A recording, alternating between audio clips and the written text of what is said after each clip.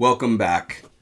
Tonight, I watched the latest installment in the Evil Dead franchise. Is this film a worthy addition to the original trilogy and the 2013 remake? Find out on this episode of Blood and Bruise. Ask my mother. What is this, Daddy? I found it.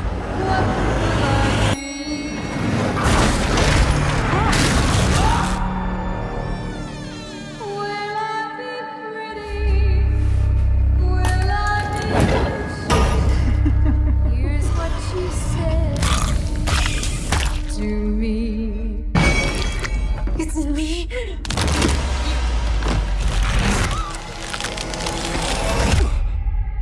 Don't let it take my babies. This is what happened.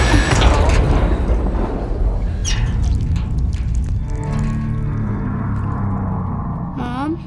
Mommy's with the maggots now.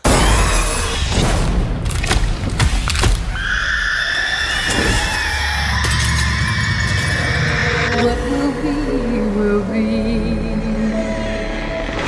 Evil Dead Rise is a 2023 horror/fantasy film written and directed by Lee Cronin, starring Lily Sullivan, Alyssa Sutherland, Mia Chalice, Morgan Davies, and Nell Fisher. Okay, so in an interview, director Lee Cronin stated that 1,720 gallons of fake blood were used in the making of this film. So, let's get into it. On the gore scale, we're going to go ahead and go with Slaughterhouse, because it's well deserved. But also, they took it up a notch in this film from the previous Evil Dead remake in 2013, in my opinion.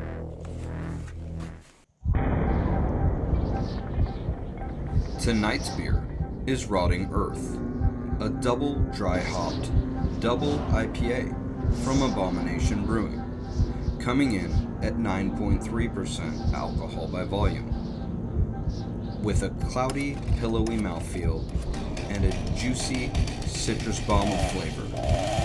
Very delicious.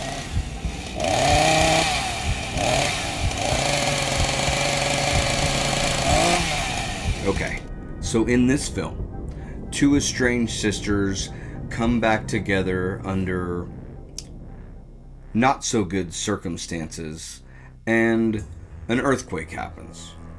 The kids stumble upon a book that happens to be the Necronomicon, and well, it opens some shit that they're not prepared for.